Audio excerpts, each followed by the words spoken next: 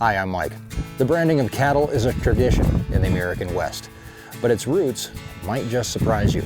As we head into our branding recap, looking how branding 2019 went, also the purpose behind what we do and what we hope to achieve on our Wyoming Life.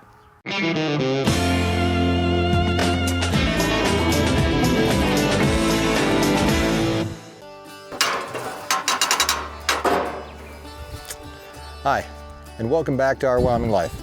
If this is your first time here, let me thank you for checking us out. We're just a family from Wyoming. My wife and I weren't raised on the farm, but through fate, not long after we got married, we ended up right here, helping out her ailing stepfather. He has since passed away, and he left myself, Erin, my wife, and her mom, Rita, here to run the ranch, to take care of the animals and all the land that they require. This in itself is a full-time job. Add in 3 kids, produce, beef and pork business, and we tend to keep the candle burning at both ends.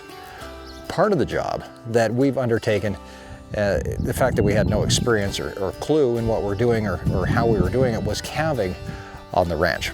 Our first calving season was very much trial by fire. We had, at that time, about 100 cows, and we were ready to calve in late winter, and it was my job to make sure that it happened both safely and efficiently. To tell you the truth, I don't remember much of it. I do know that I didn't sleep much, but that's about it. The one thing that I do remember was my very first branding, which came at the end of calving, and once all the new calves were born on the ranch. Branding is the practice of marking cattle. In fact, most livestock is marked in some way or another. Pigs have their ears notched when they're born to keep track of who their moms are and what number in the litter they are. Sheep herders and farmers also use notches to keep track of their herd. And even those that raise horses use brands to identify their horses and their bloodline. Livestock branding has been practiced for thousands of years. In fact, according to the Smithsonian, an ancient Egyptian tomb has paintings depicting a cattle roundup and branding from 2700 BC. And that's the earliest record of branding. Just like what was done almost 4,700 years ago, our branding starts by bringing in the cows. Once all the cows are brought in, then we have to sort the moms off of the calves. The moms then receive their own dose of medicine, a pour-on that kills lice, ticks, and flies, and other biting insects.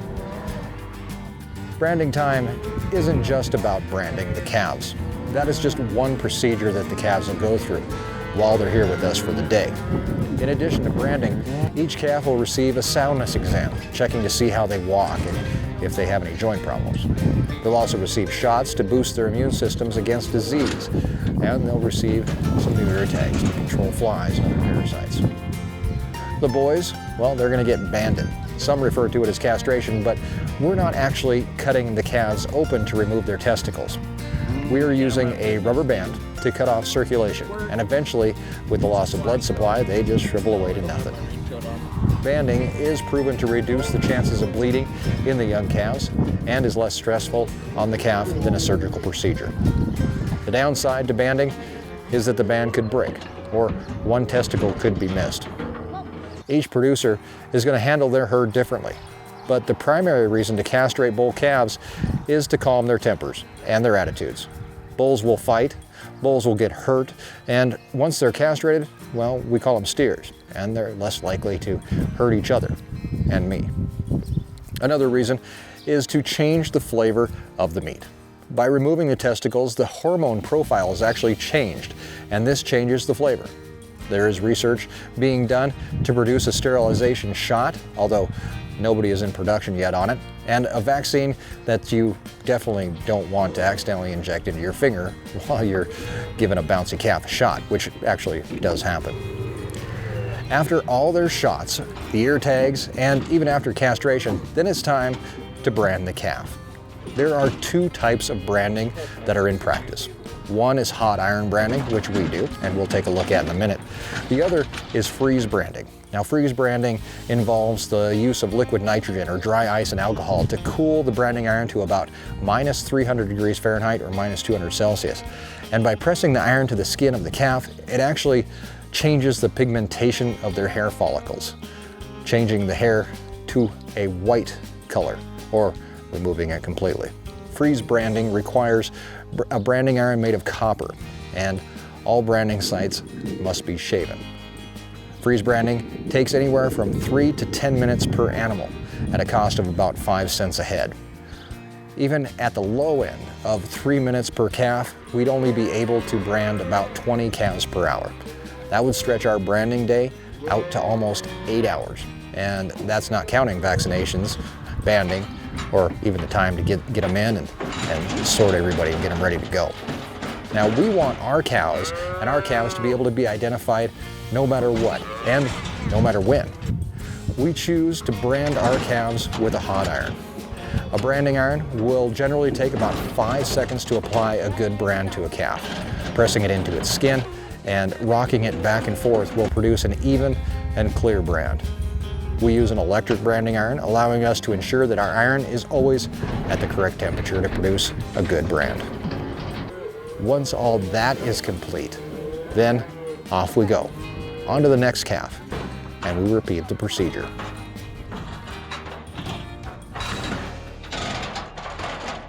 Often we'll get asked why we brand, and the honest answer is that there's no other permanent way to mark and identify our cattle. Ear tags are applied to every single cow in the herd.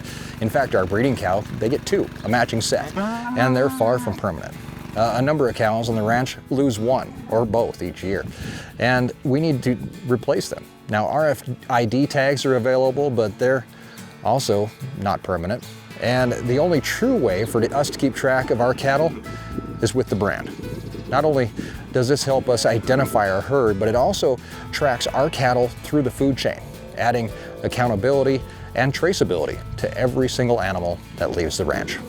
Now, I'm guessing that there would be no way that you would leave a big, brand new, big screen TV out in this field overnight. But every day, we leave our entire herd, the biggest asset of the ranch, out here. And who knows what could happen. Our cows could get mixed in with another herd, and if we didn't brand our cattle, we might never get them all back. On the more sinister side of things, cattle rustling is still a major concern to producers across the U.S. Recently, drug addicts have figured out that you can steal a single cow from a herd and a rancher may not even notice, allowing you to get a check at a sales barn the same day and slip away scot-free, especially if the rancher doesn't brand his cattle. Less than a week ago, a couple in Oklahoma were arrested for stealing and selling $11,000 worth of cattle at a local stockyard. The workers at the stockyard recognized the brand belonging to a rancher out of Kansas who didn't even know that his cattle were gone. Cattle theft is on the rise in the U.S., with about 4,000 cattle being reported stolen in Oklahoma and Texas alone. Nationwide, hundreds of thousands of cattle are lost or stolen each year, accounting for millions of dollars in lost revenue, time, and replacement costs. Wyoming itself employs a brand inspector and range detectives to investigate and prosecute cattle rustlers. As a cow cop once told me, if you can't help yourself, we can't help you. A no brand or a slick cow and calf is almost impossible to prove ownership on, even if it's recovered.